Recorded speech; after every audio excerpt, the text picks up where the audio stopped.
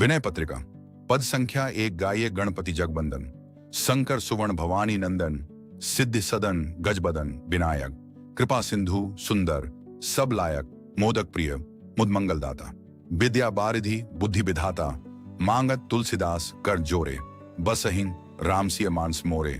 विस्तृत व्याख्या महाराज जी के भावों के अनुसार। 1 गणेश जी का स्वरूप और पिता पुत्र का संबंध। सारे जगत में जिनकी वंदना प्रथम पूज्य के रूप में होती है वे भगवान गणेश शिव और पार्वती के पुत्र हैं। पूज्य बक्सर वाले मामा जी कहते थे कि पुत्र में पिता के गुण जरूर आते हैं। बाप पर पूत घोड़े पर घोड़ा, अधिक नहीं तो थोड़ा थोड़ा। भगवान शिव का सर्वोपरि गुण राम नाम से अनुराग है, जिसने कालकूट विष को भी अमृत बना दिया। ठीक उसी प्रकार उनके पुत्र गणेश जी भी अनन्य राम नाम अनुरागी हैं। वे दया के सागर और ज्ञान के समुद्र हैं। 2 गजबदन और सिफारिश का महत्व।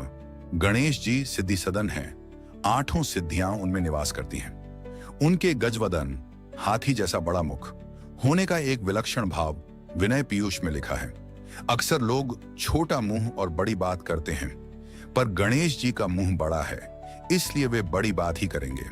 तुलसीदास जी का मानना है कि जब गणेश जी श्री रघुनाथ जी के दरबार में भक्त की सिफारिश करेंगे तो उनके बड़े मुंह से निकली बड़ी बात सिफारिश प्रभु द्वारा जरूर सुनी जाएगी। 3 सात्विक भोजन और स्वभाव।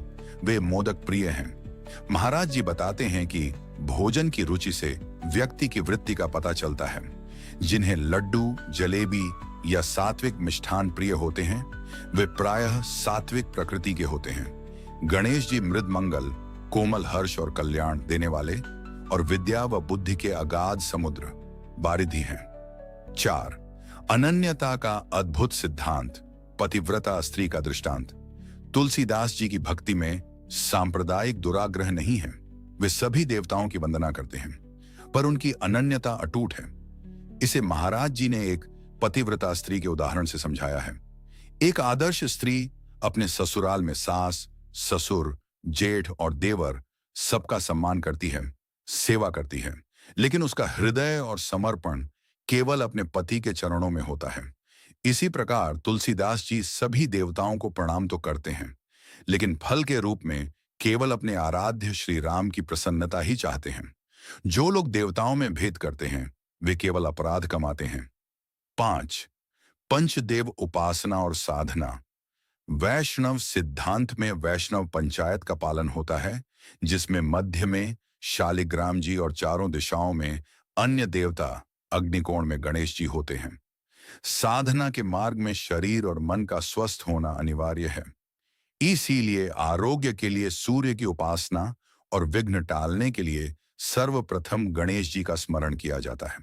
ब्रह्मवैवर्त पुराण के अनुसार महाराष्ट्र के संतों नामदेव तुकाराम जी ने भी गणेश जी को साक्षात परब्रह्म के रूप में स्वीकार किया है। 6 गोस्वामी तुलसीदास जी की याचना।